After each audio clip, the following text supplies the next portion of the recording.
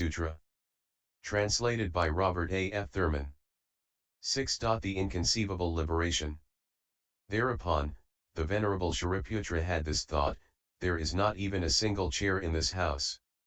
Where are these disciples and bodhisattvas going to sit?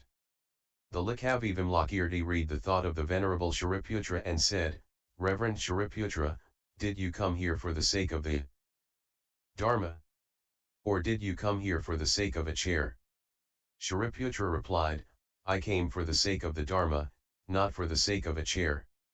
Vimalakirti continued, Reverend Shariputra, he who is interested in the Dharma is not interested even in his own body, much less in a chair. Reverend Shariputra, he who is interested in the Dharma has no interest in matter, sensation, intellect, motivation, or consciousness. He has no interest in these aggregates, or in the elements, or in the sense media. Interested in the Dharma, he has no interest in the realm of desire, the realm of matter, or the immaterial realm. Interested in the Dharma, he is not interested in attachment to the Buddha, attachment to the Dharma, or attachment to the Sangha. Reverend Shariputra, he who is interested in the Dharma is not interested in recognizing suffering, abandoning its origination, realizing its cessation, or practicing the path. Why?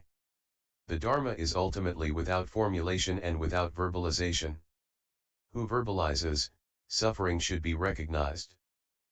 Origination should be eliminated, cessation should be realized, the path should be practiced, is not interested in the Dharma but is interested in verbalization. Reverend Shariputra, the Dharma is calm and peaceful.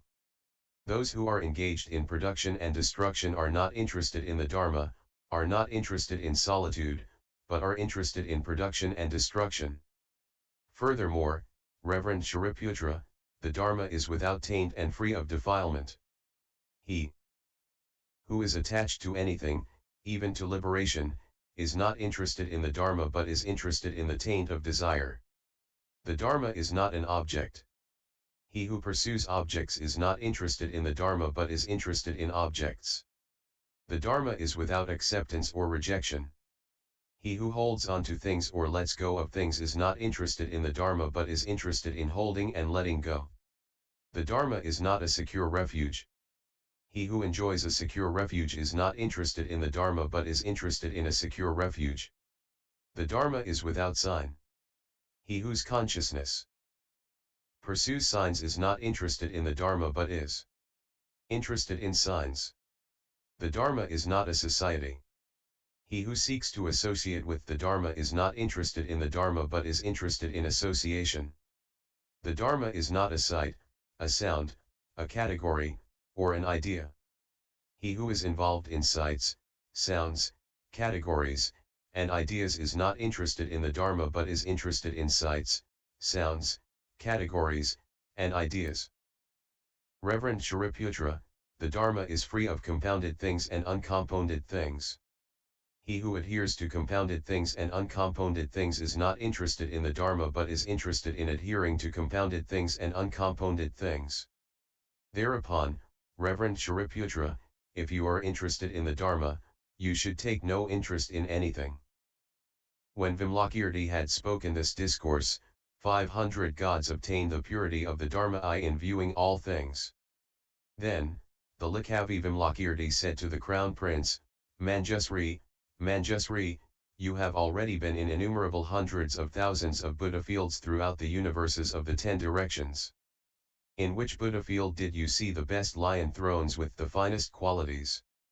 Manjusri replied, Noble sir, if one crosses the Buddha fields to the east, which are more numerous than all the grains of sand of 32 Ganges rivers, one will discover a universe called Marudvaha. There dwells a Tathagata called Marupradiparaja.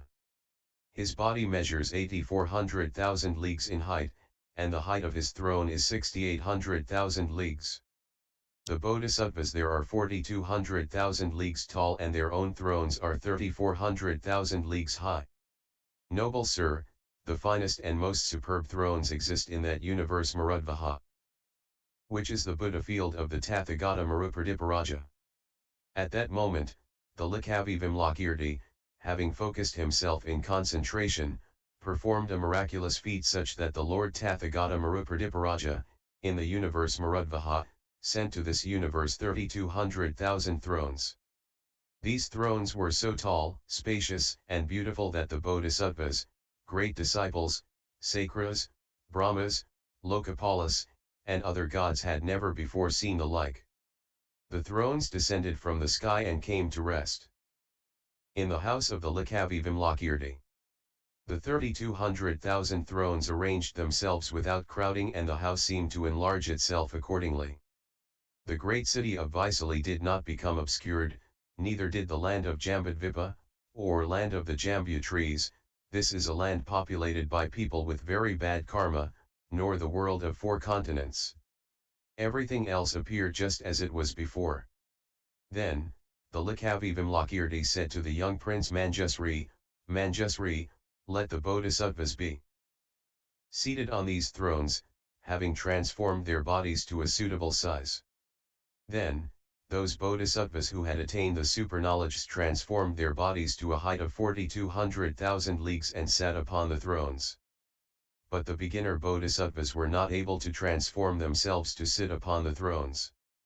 Then, the Likavi Vimalakirti taught these beginner Bodhisattvas a teaching that enabled them to attain the 5 superknowledges, and, having attained them, they transformed their bodies to a height of 4,200,000 leagues and sat upon the thrones. But still the great disciples were not able to seat themselves upon the thrones. The Likavi Vimalakirti said to the Venerable Shariputra, Reverend Shariputra, take your seat upon a throne. He replied, Good sir, the thrones are too big and too high, and I cannot sit upon them. Vimalakirti said, Reverend Shariputra, bow down to the Tathagata Marupradiparaja, and you will be able to take your seat. Then, the great disciples bowed down to the Tathagata Marupradiparaja and they were seated upon the thrones. Then, the Venerable Shariputra said to the Likavi Vimalakirti, Noble sir, it is astonishing that these thousands of thrones, so big and so high, should fit into such a small house, and that the great city of Vaisali, the villages, cities, kingdoms, capitals of Jambudvipa, the other 3 continents, the abodes of the gods, the Nagas, the Yakshas, the Gandharvas, the Asuras, the Garudas, the Kimnaras, and the Mahoragas, that all of these should appear without any obstacle, just as they were before. The Likavi Vimalakirti replied, Reverend Shariputra, for the Tathagatas and the Bodhisattvas, there is a liberation called inconceivable. The Bodhisattva who lives in the inconceivable liberation can put the king of mountains, Sumeru, which is so high, so great, so noble, and so vast, into a mustard seed. He can perform this feat without enlarging the mustard seed and without shrinking Mount Sumeru. And the deities of the assembly of the 4 Maharajas and of the Trayastrimsa heavens do not even know where they are. Only those beings that are destined to be disciplined by miracle see and understand the putting of the king of mountains, Sumeru, into the mustard seed, that, Reverend Shariputra, is an entrance to the domain of the inconceivable liberation of the Bodhisattvas. Furthermore, Reverend Shariputra, the Bodhisattva who lives in the inconceivable liberation can pour into a single pore of his skin all the waters of the 4 great oceans, without injuring the water animals such as fish, tortoises, crocodiles, frogs, and other creatures, and without the Nagas, Yakshas, Gandharvas, and Asuras even being aware of where they are. And the whole operation is visible without any injury or disturbance to any of those living beings. Such a Bodhisattva can pick up with his right hand this billion-world galactic universe as if it were a potter's wheel and, spinning it round, throw it beyond universes as numerous as the sands of the Ganges, without the living beings therein knowing their motion or its origin, and he can catch it and put it back in its place, without the living beings suspecting their coming and going, and yet the whole operation is visible. Furthermore, Reverend Shariputra, there are beings who become disciplined after an immense period of evolution, and there are also those who are disciplined after a short period of evolution. The Bodhisattva who lives in the inconceivable liberation, for the sake of disciplining those living beings who are disciplined through immeasurable periods of evolution, can make the passing of a week seem like the passing of an eon, and he can make the passing of an eon seem like the passing of a week for those who are disciplined through a short period of evolution. The living beings that are disciplined through an immeasurable period of evolution actually perceive a week to be the passing of an eon, and those disciplined by a short period of evolution actually perceive an eon to be the passing of a week. Thus, a bodhisattva who lives in the inconceivable liberation can manifest all the splendors of the virtues of all the Buddha fields within a single Buddha field. Likewise, he can place all living beings in the palm of his right hand and can show them with the supernatural speed of thought all the Buddha fields without ever leaving his own Buddha field. He can display in a single pour all the offerings ever offered to all the Buddhas of the 10 directions, and the orbs of all the suns, moons, and stars of the 10 directions. He can inhale all the hurricanes of the cosmic wind atmospheres of the 10 directions into his mouth without harming his own body and without letting the forests and the grasses of the Buddha fields be flattened. He can take all the masses of fire of all the supernovas that ultimately consume all the universes of all the Buddha fields into his stomach without interfering with their functions. Having crossed Buddha fields as numerous as the sands of the Ganges downward, and having taken up a Buddha field, he can rise up through Buddha fields as numerous as the sands of the Ganges, and place it on high, just as a strong man may pick up a jujube leaf on the point of a needle. Thus, a bodhisattva who lives in the inconceivable liberation can magically transform any kind of living being into a universal monarch, a Lokapala, a Sakra, a Brahma, a disciple, a solitary sage, a bodhisattva, and even into a Buddha.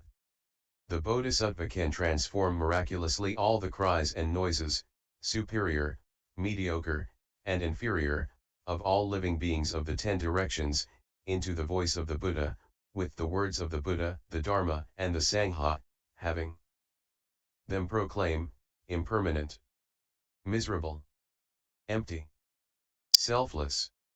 And he can cause them to recite the words and sounds of all the teachings taught by all the Buddhas of the 10 directions.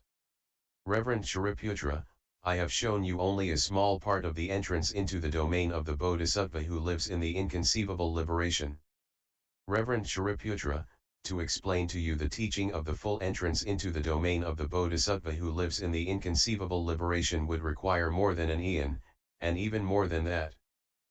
Then, the Patriarch Mahakasyapa, having heard this teaching of the inconceivable liberation of the Bodhisattvas, was amazed, and he said to the Venerable Shariputra, Venerable Shariputra, if one were to show a variety of things to a person blind from birth, he would not be able to see a single thing.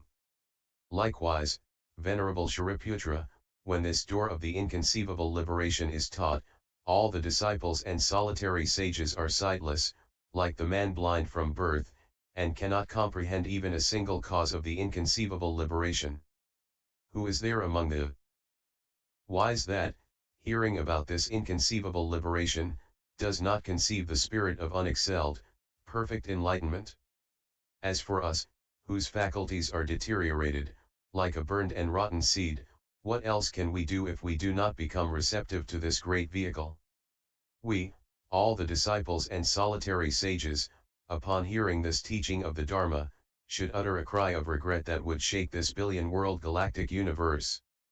And as for the Bodhisattvas, when they hear of this inconceivable liberation they should be as joyful as a young crown prince when he takes the diadem and is anointed, and they should increase to the utmost their devotion to this inconceivable liberation.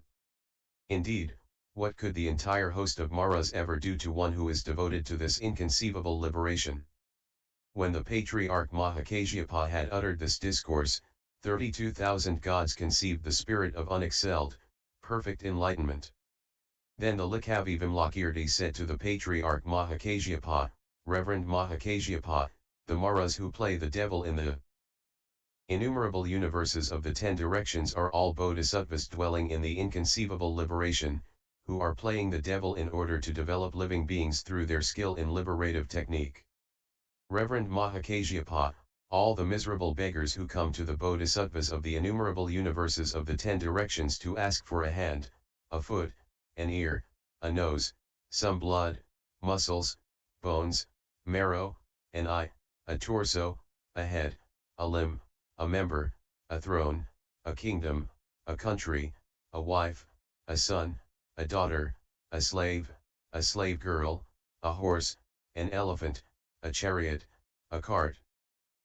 Gold, silver, jewels, pearls, conches, crystal, coral, beryl, treasures, food, drink, elixirs, and clothes. These demanding beggars are usually bodhisattvas living in the inconceivable liberation who, through their skill in liberative technique, wish to test and thus demonstrate the firmness of the high resolve of the bodhisattvas.